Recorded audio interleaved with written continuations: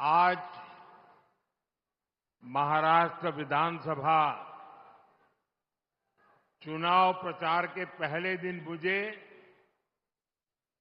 नासिक की पुण्य भूमि पर आने का सौभाग्य मिला है। जब अयोध्या में राम मंदिर की 500 साल की प्रतीक्षा पूरी हुई, जब प्रभु श्री राम एक बार फिर वापस आए, तो अयोध्या में प्राण प्रतिष्ठा से पहले 11 दिनों के मेरे व्रत अनुष्ठान की शुरुआत भी यहीं नासिक से शुरू हुई थी।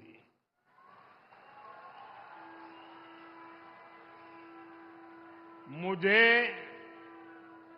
कालाराम मंदिर में सफाई और सेवा का अवसर भी मिला था।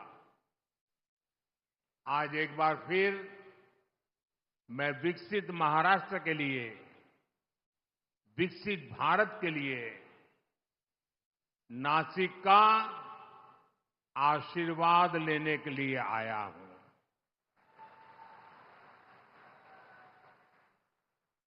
मैं देख रहा हूं नासिक में जनता जनार्दन का ये विशाल जनसमूह महाराष्ट्र का जन जन कह रहा है, भाजपा महायुती आहे तर गती आहे, महाराष्ट्राची प्रगती आहे।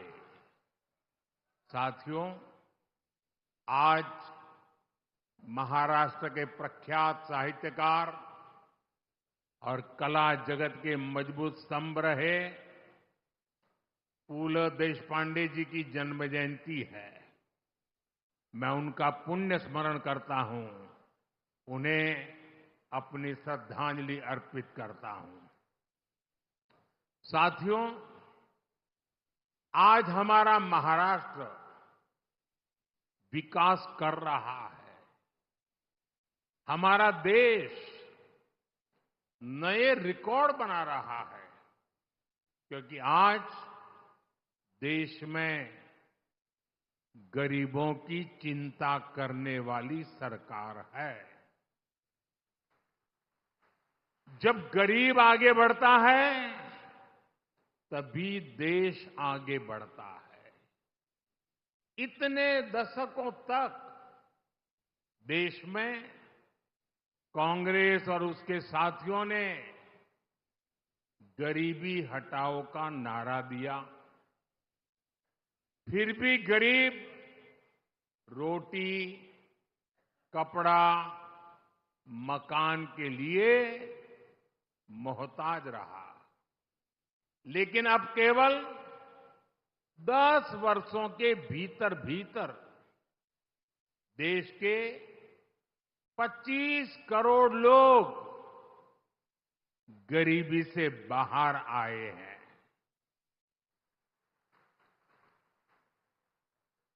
ये कैसे हुआ? ये इसलिए हुआ क्योंकि मोदी की नीयत सही है।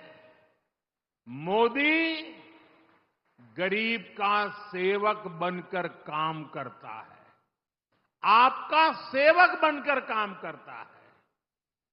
ये इसलिए हुआ क्योंकि गरीब के खिलाफ ये लड़ाई केवल मोदी ने नहीं, देश के गरीब ने भी लड़ी, आप सबने लड़ी।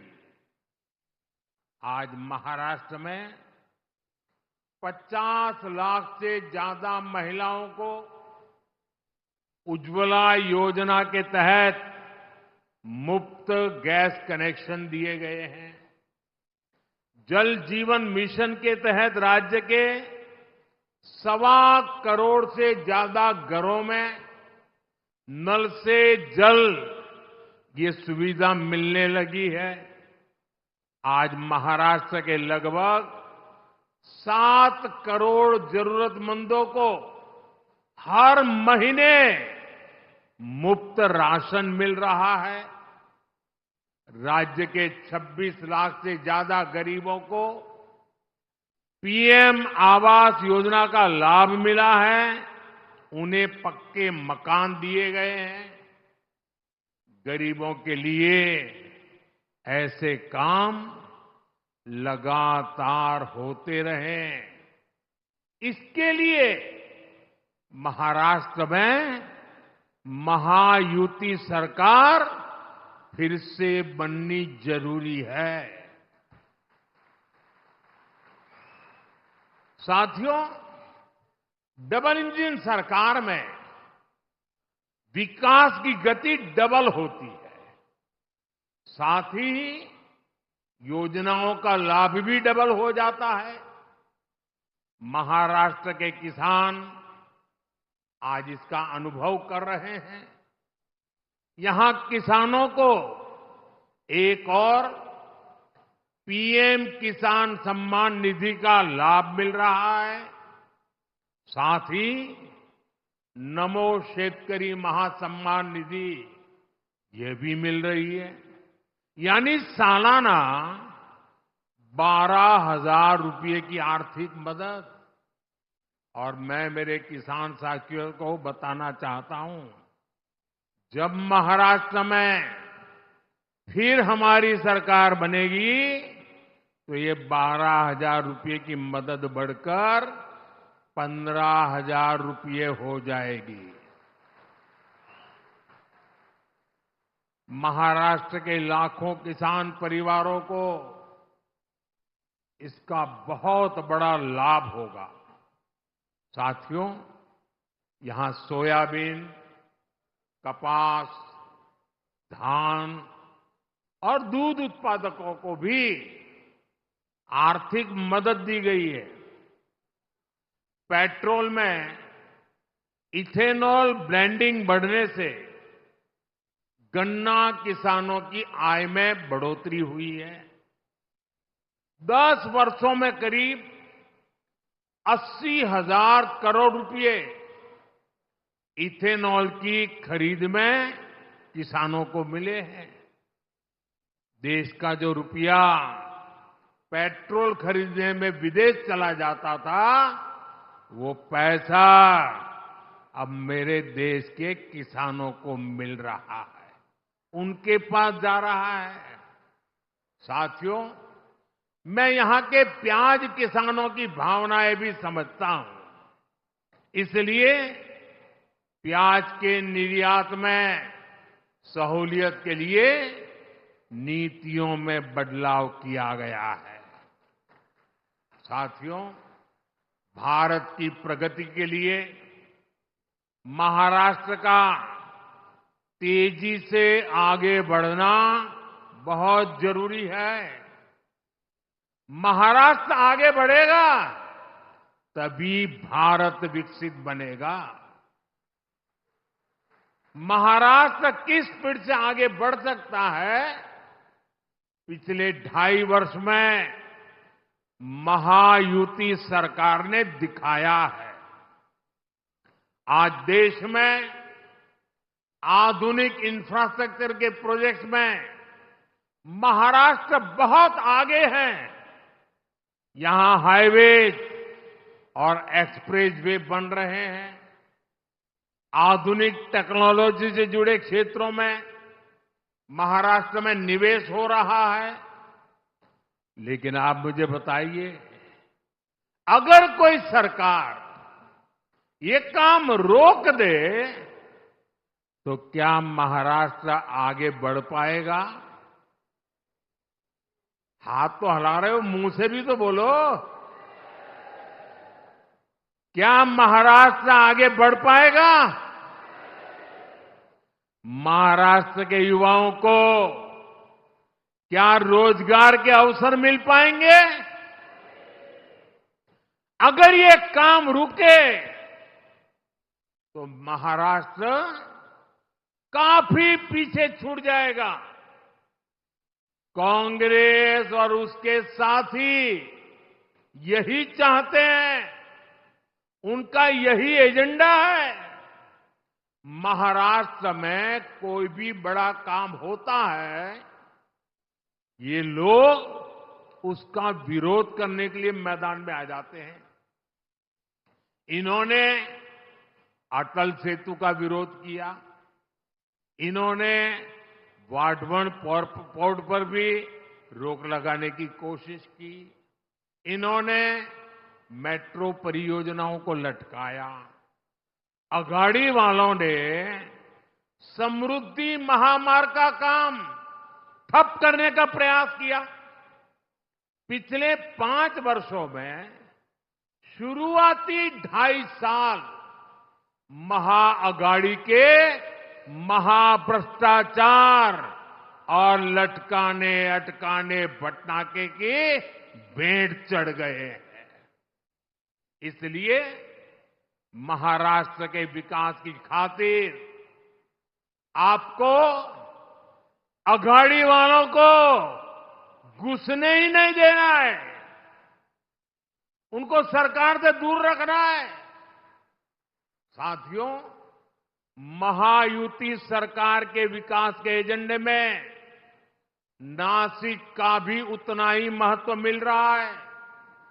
आज आधुनिक इंफ्रास्ट्रक्चर नासिक की तस्वीर को बदल रहा है। आज यहां जो हाईवे बन रहे हैं, ट्रांसपोर्ट के साधन तैयार हो रहे हैं, उनका बहुत बड़ा फायदा 2026 के कुंभ में भी मिलने वाला है। नासिक का आईटी पार्क बड़ी संख्या में युवाओं के लिए रोजगार के अवसर तैयार करेगा। साथियों, आज हमारा नासिक डिफेंस सेक्टर में भारत की आत्मनिर्भरता का बहुत बड़ा केंद्र भी बन रहा है। नासिक में लड़ाकू विमान और सुरक्षा उपकरण नासिक में बनाए जा रहे हैं। आज नासिक के हर व्यक्ति को इस बात का गर्व भी है कि उनका ये नासिक, उनका ये शहर सशक्त भारत में इतनी अहम भूमिका निभा रहा है। लेकिन साथियों, दूसरी तरफ एक कांग्रेस और अघाड़ी वाले लोग भी है, ये देश को पीछे करने का, देश को कमजोर करने का कोई मौका नहीं छोड़ते। इन लोगों ने डिफेंस मैन्युफैक्चरिंग में देश को पीछे करने के लिए क्या कुछ नहीं किया। इन्होंने एचएएल को लेकर तरह तरह के झूठ फैलाए, विवाद खड़े करने की कोशिश की। इन्होंने फैक्ट्रियों के बाहर धरना प्रदर्शन करवाए, कर्मचारियों को भड़काने की कोशिश की। लेकिन आज वही एचएएल रिकॉर्ड मुनाफे वाली कंपनी बनकर उभरी है। जब नीतियां स्पष्ट होती हैं, नीयत साफ होती है, तो अच्छे परिणाम भी मेरे नासिक के भाई बहन देख रहे हैं। डिफेंस सेक्टर में आत्मनिर्भर भारत की ताकत बन रही है। साथियों, कांग्रेस और इसके साथियों को न बाबा साहब आंबेडकर के संविधान की परवाह है, न कोर्ट की और न ही देश की भावना की। ये सिर्फ दिखावे के लिए जेब में खाली पन्नों वाले संविधान की किताब लेकर घूमते हैं। कल आपने देखा, उनकी पोल खुल गई। जब संविधान की रक्षा की बात आती है जब संविधान के सम्मान की बात आती है ते उल्टा ही काम करते हैं। ये कांग्रेस वाले ऐसे हैं, 75 साल तक जम्मू कश्मीर में बाबा साहब आंबेडकर के संविधान को लागू नहीं होने दिया। 75 साल तक देश में एक संविधान नहीं था। जम्मू कश्मीर का संविधान अलग था, वो बाबा साहब आंबेडकर वाला नहीं था। और ये पाप कांग्रेस का था। कांग्रेस ने आर्टिकल 370 की ऐसी दीवार बना दी थी कि बाबा साहब आंबेडकर का संविधान वहां घुस ही नहीं सकता था। भाजपा एनडीए ने आर्टिकल 370 को हटाया और एक देश एक संविधान लागू किया। और मेरी बाबा साहब आंबेडकर को सबसे बड़ी श्रद्धांजलि है।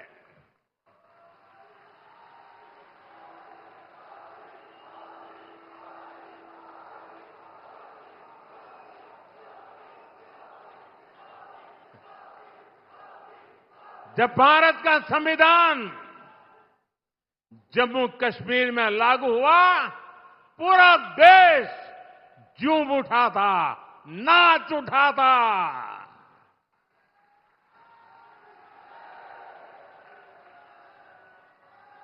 मैं जरा मेरे नासिक के लोगों को पूछना चाहता हूं। नासिक के लोग बताइए, क्या आर्टिकल 370 हटने से आपको खुशी हुई कि नहीं हुई? जरा जोर से बताइए, खुशी हुई कि नहीं हुई? ये कांग्रेस वालों के कान फट जाए ऐसे बोलिए, खुशी हुई कि नहीं हुई? आपको खुशी हुई, लेकिन कांग्रेस और उसके साथियों के पेट में चूहे दौड़ने लग गए। उनको दर्द हो गया। आपने टीवी पे देखा होगा,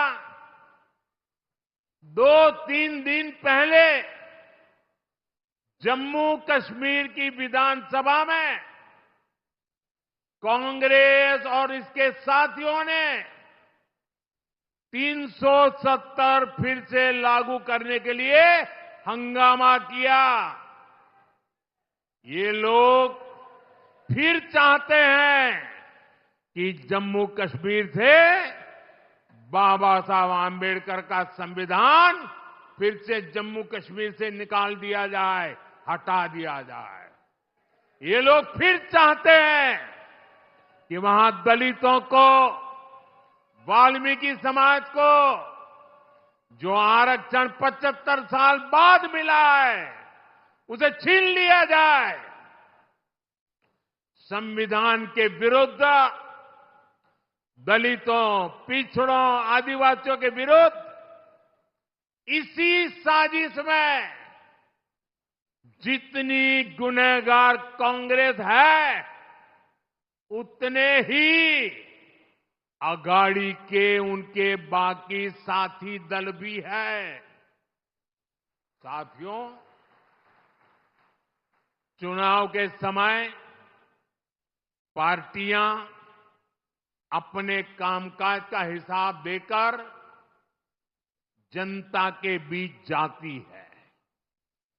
बीजेपी और महायुति भी लगातार अपने काम का हिसाब दे रही है, लेकिन बीजेपी का मुकाबला करने के लिए कांग्रेस के पास एक ही तरीका है। कांग्रेस उसके साथियों की झूठ की दुकान, यही दुकान इन दिनों कांग्रेस और उसके चेलों ने महाराष्ट्र में लगाई है। कांग्रेस ने कर्नाटका, तेलंगाना और हिमाचल में भी यही जूट की दुकान सजाई थी। और वहां क्या हाल हुआ? चुनाव खत्म हुए, दुकान का शटर गिर गया। वादे पूरा करना तो दूर, कांग्रेस शासित राज्यों में हाल ये है कि सरकार चलाने के पैसे इनके पास नहीं है, तनख्वाह देने के पैसे नहीं है। खर्चों के लिए और अपनी जेबें भरने के लिए जनता पर टैक्स बढ़ाया जा रहा है, जनता से वसूली हो रही है। जनता भी इनकी असलियत जान गई है। महाराष्ट्र की जनता भी देख रही है कि एक तरफ महायुति का घोषणा पत्र है, वहीं दूसरी तरफ महाअगाड़ी का घोटाला पत्र है। क्योंकि ये पक्का है, जहां कांग्रेस और उसके साथी होंगे वहां घोटाला होगा ही होगा। ये लोग ऐसी योजनाओं की घोषणा करते हैं जिसमें से ज्यादा भ्रष्टाचार हो सके। आप महाराष्ट्र में इन लोगों को ये सारा पाप फिर से करने देंगे क्या? करने देंगे क्या? ये धोखेबाजी महाराष्ट्र की जनता के बीच चलेगी क्या? साथियों, पूरे देश ने कांग्रेस की हरकतों के कारण उसे पूरी तरह से खारिज कर दिया है। कांग्रेस अब ऑल इंडिया कांग्रेस नहीं बची। कांग्रेस अब परजीवी कांग्रेस बन चुकी है। ये कांग्रेस पार्टी अब केवल बैसाखियों पर ही जिंदा है। महाराष्ट्र हो, उत्तर प्रदेश हो, बिहार हो, झारखंड हो, ज्यादातर राज्यों में कांग्रेस दूसरी पार्टियों के सहारे ही चुनाव लड़ने की हालत में है। वो अपने पैरों पर खड़ी नहीं रह सकती। इसलिए साथियों, कांग्रेस ने राजनीति में खुद को बचाने के लिए अपना सबसे बड़ा हथियार चला है। ये हथियार है एससी, एसटी, ओबीसी समाज की एकता तोड़ो। एकता तोड़ो और राज छीनो। कांग्रेस के लोग जनजातीय समूह, शेड्यूल ट्राइब, हमारे आदिवासी, एसटी को बांटना चाहते हैं। कांग्रेस के लोग हमारे दलित भाई बहन एससी को बांटना चाहते हैं। कांग्रेस के लोग ओबीसी को बांटना चाहते हैं। साथियों, कांग्रेस के रहते ओबीसी कभी इतना एकजुट नहीं हो पाया। ओबीसी को आरक्षण भी तभी मिला जब कांग्रेस सरकार हटी। नेहरू जी के समय में कांग्रेस ने ओबीसी को अलग अलग जातियों में बांट करके रखा। फिर इंदिरा गांधी जी का भी वही रवैया था। बाद में राजीव गांधी जी आए, इन लोगों ने कभी ओबीसी को एकजुट नहीं होने दिया और 90 के दशक में जैसे ही ओबीसी एकजुट हुआ, ओबीसी एक ताकत बना, ओबीसी अपने हकों के लिए जागरूक बना, ओबीसी देश की भलाई के लिए कुछ करने के लिए आगे आया और इसका पहला नतीजा क्या आया? जैसे ओबीसी ताकतवर बना भारत में, उसके बाद कांग्रेस की पूर्ण बहुमत वाली सरकार बनना बंद हो गया, उनका शटर गिर गया। और इसलिए कांग्रेस को ऐसा गुस्सा है कि ये ओबीसी ओबीसी ओबीसी आया कि हमारी दुकान बंद होती गई।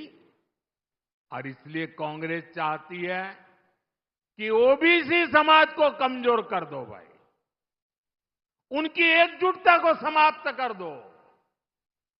कांग्रेस का स्पष्ट मत है कि ओबीसी कमजोर होगा तभी कांग्रेस के लिए सत्ता का रास्ता खुलेगा। इसलिए कांग्रेस ओबीसी को बांटकर उनमें दरारें पैदा करना चाहती है। यहां नासिक और इस क्षेत्र में कितनी ही ओबीसी जातियां हैं, कुणबी, माली, वाणी, गुजर, कुंभार, नावी, सुतार, सोनार, देवड़ीगा, धांगर, धनगिरी, गंवाड़ी, शेटवाल, माली, मालिस, नामदेव, आहिर, तंबोली, धावड़, जाटगर, धाकड़ बैरागी, सैगर, कितने सारे। कांग्रेस इन सारी जातियों को आपस में लड़ाना चाहती है। कांग्रेस चाहती है कुणबी ये जाति माली से लड़े, वाणी जाति गुजर से लड़े, कुंभार साथी नावी से लड़े। कांग्रेस चाहती है कि सुतार सोनार से भिड़ जाए। कांग्रेस ओबीसी के तौर पर आपको एकजुट नहीं होना देना चाहती। इसलिए वो चाहती है देवड़ीगा धांगर से लड़े, धनगरी गवांडी से टकराए, नामदेव आहिर से उलझे। कांग्रेस का इरादा है तंबोली दावड़ से झगड़ा करे, जाटगर सैगर से लड़ाई करे। आपकी एकजुटता को तबाह करने के लिए कांग्रेस मैदान में उतरी है। आपकी एकता से, आपकी मजबूती से कांग्रेस को सबसे ज्यादा तकलीफ है। इसलिए वो चाहती है कि ओबीसी अपनी एकजुटता खो दें और कांग्रेस के लिए सत्ता का रास्ता खुल जाए। मैं आपसे पूछता हूं, जब ओबीसी अलग अलग जातियों में बटेंगे तो कमजोर होंगे कि नहीं होंगे? जरा पूरी ताकत से बताइए, कमजोर होंगे कि नहीं होंगे? आपकी ताकत घटेगी कि नहीं घटेगी? और इसलिए आपको याद रखना है, मेरा तो एक ही मंत्र है, हम एक है तो सेफ है, हम एक है तो सेफ है। सच्चाई यही है कि कांग्रेस ओबीसी से नफरत करती है। आज ओबीसी समाज का एक व्यक्ति लगातार 140 करोड़ देशवासियों के आशीर्वाद लेकर तीसरी बार देश का प्रधानमंत्री बना है।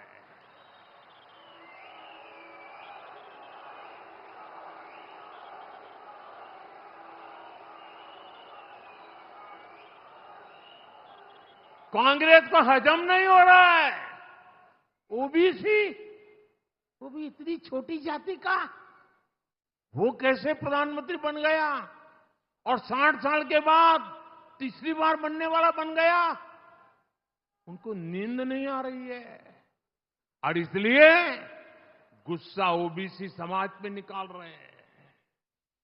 साथियों, यहां हमें आशीर्वाद देने के लिए इतनी बड़ी संख्या में माताएं, बहनें, बेटियां आई है।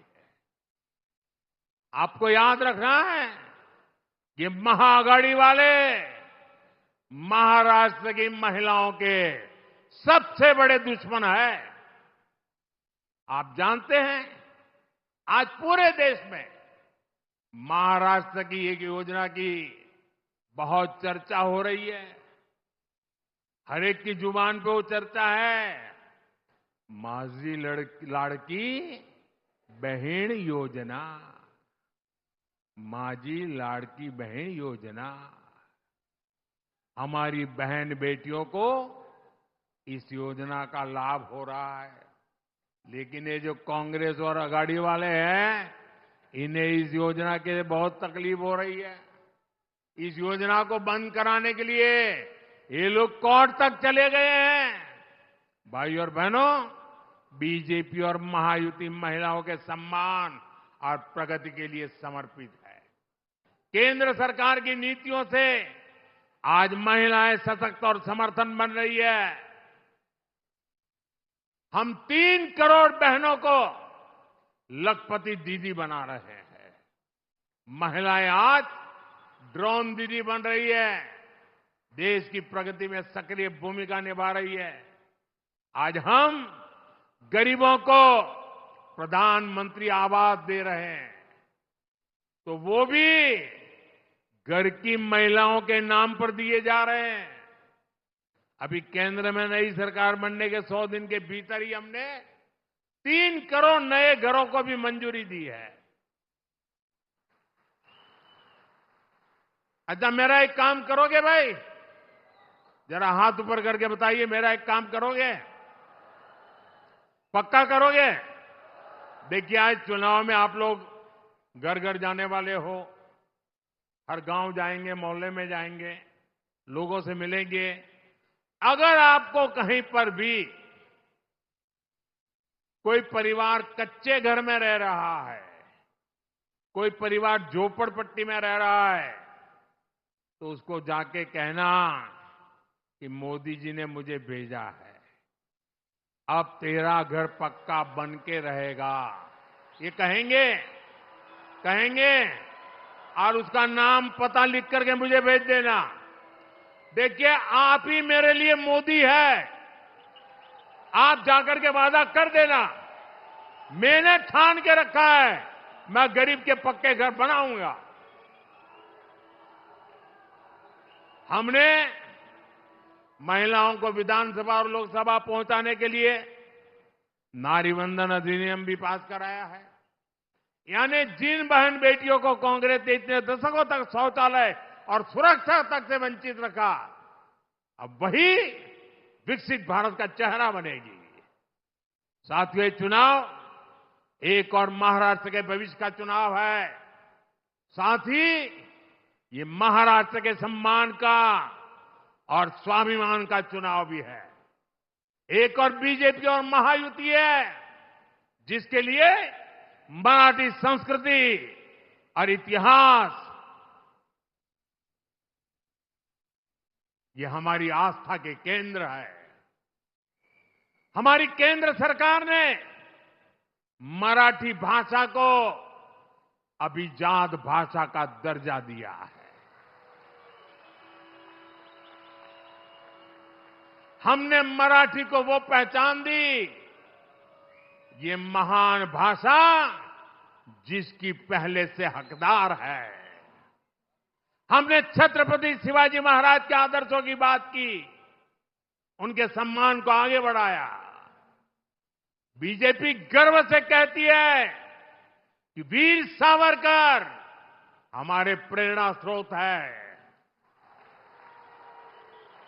वीर सावरकर महाराष्ट्र और राष्ट्र के गौरव है। लेकिन दूसरी ओर कांग्रेस और उसके पीछे लगे महाआघाड़ी के लोग, आप इनकी सोच और मानसिकता देखिए। कांग्रेस ने कभी मराठी भाषा को अभिजात भाषा का दर्जा नहीं मिलने दिया। कांग्रेस के लोग घूम घूम कर वीर सावरकर को गाली देते हैं, कांग्रेस के नेता गाली देते हैं। महाराष्ट्र की धरती पर आकर के वीर सावरकर का अपमान करते हैं।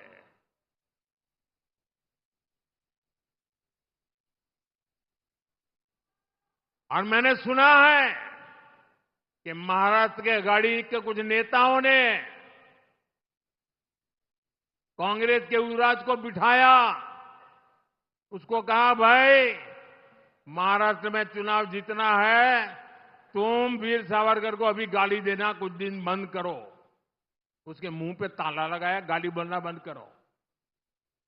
और ये देखिए आघाड़ी वाले, सबसे बड़ा दुर्भाग्य ये है कि सावरकर की विरासत का दम भरने वाले आज आघाड़ी में कांग्रेस के साथ खड़े हो गए हैं। मैं कांग्रेस के महाआघाड़ी वाले साथियों को चुनौती देता हूं। ये चुनौती मेरी महाआघाड़ी वालों को है। ये पार्टियां कांग्रेस के युवराज के मुंह से, कांग्रेस के नेताओं से वीर सावरकर के तप, त्याग, बलिदान के कम से कम 15 मिनट रोज अपने भाषण में प्रशंसा करके जरा दिखा दे। एक युवराज कभी भी वीर सावरकर की प्रशंसा करने की हिम्मत नहीं करेगा। वीर सावरकर की काले पानी के दिन काल कोठी में बताए उनका वो कठिनतम समय और देश की आजादी के लिए लिया हुआ प्राण। कांग्रेस सब कुछ खारिज करती है। महाआघाड़ी वाले दल कांग्रेस से वीर सावरकर के काले पानी वाले दिनों की जरा प्रशंसा करके दिखाए। आजादी की लड़ाई में वीर सावरकर ने कितने ही क्रांतिकारियों को प्रेरणा दी। महाआघाड़ी वाले दल कांग्रेस से ऐसे प्रेरणादायी वीर सावरकर की तारीफ करवाकर जरा दिखाए। साथियों, देश और महाराष्ट्र की राजनीति में बाला साहब ठाकरे का योगदान अतुलनीय है। लेकिन कांग्रेस के नेताओं के मुंह से बाला साहब की प्रशंसा भी उसके लिए एक शब्द नहीं निकलता है।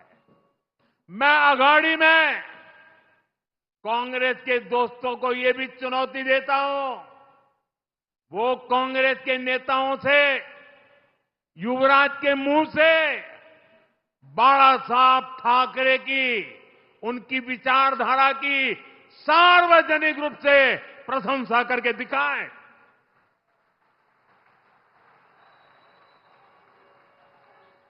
आज 8 नवंबर है, मैं दिन गिनूंगा और महाआघाड़ी वालों से जवाब का इंतजार करूंगा कि वो सावरकर जी की प्रशंसा करते हैं कि नहीं करते हैं, बाला साहब की ठाकरे के तप की प्रशंसा करते हैं कि नहीं करते। महाराष्ट्र भी देखेगा और हम गिनेंगे, आप भी गिनना। साथियों, इस चुनाव में आपको बीजेपी और महायुति के उम्मीदवारों को विजयी बनाना है। मैं आपसे आशीर्वाद मांगने के लिए आया।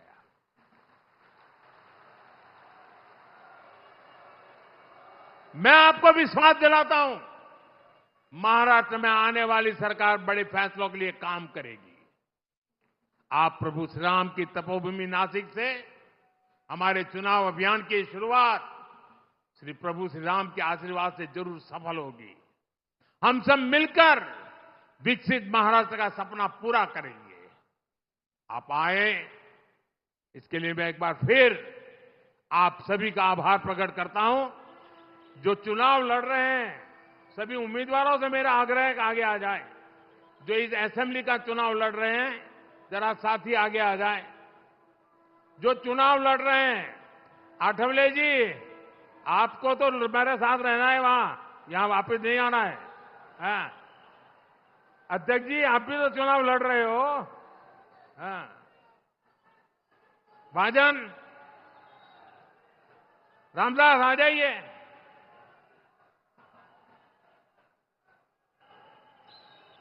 मेरे साथ बोलिए, भारत माता की, भारत माता की। बहुत बहुत धन्यवाद।